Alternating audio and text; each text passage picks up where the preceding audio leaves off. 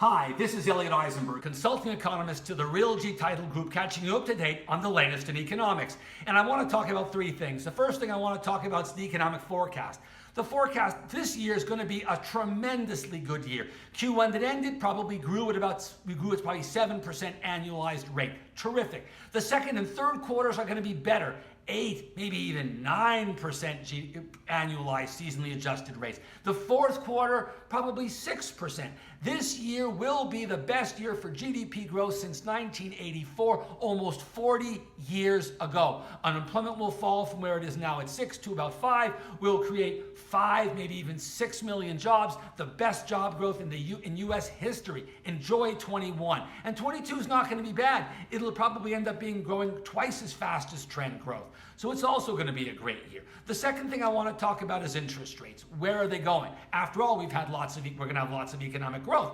But it's short term. 21 is going to be great, 22 comes down, and by 23 we're back to normal trend growth. Any inflation we're going to get right now is going to be because of base effects. A year ago things were very cheap, because of bottlenecks, because Texas had bad weather, or the Suez Canal was blocked, or some one-off effect. But these are not permanent effects. We're not going to develop sort of deep U.S. economy-wide economic inflationary mojo, if you will. It's not going to happen.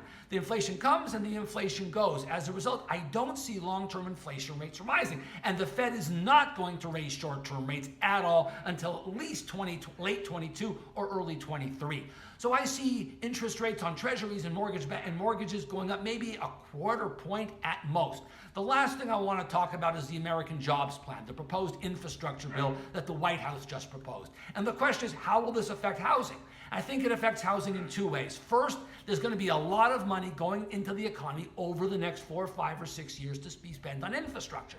That will create jobs, and those people are going to need a place to live, or a nicer place to live, and that will increase the demand for housing, rental property, and so on, number one. The second way it happens is there's money earmarked specifically for affordable housing, and increasing the stock of affordable housing is helpful. There's even a third thing that this proposal is going to do, and it's going to try and bribe cities to change their zoning rules and land use policies to encourage the construction of more affordable housing. And that's something that would benefit us all. That's it for now. See you next month.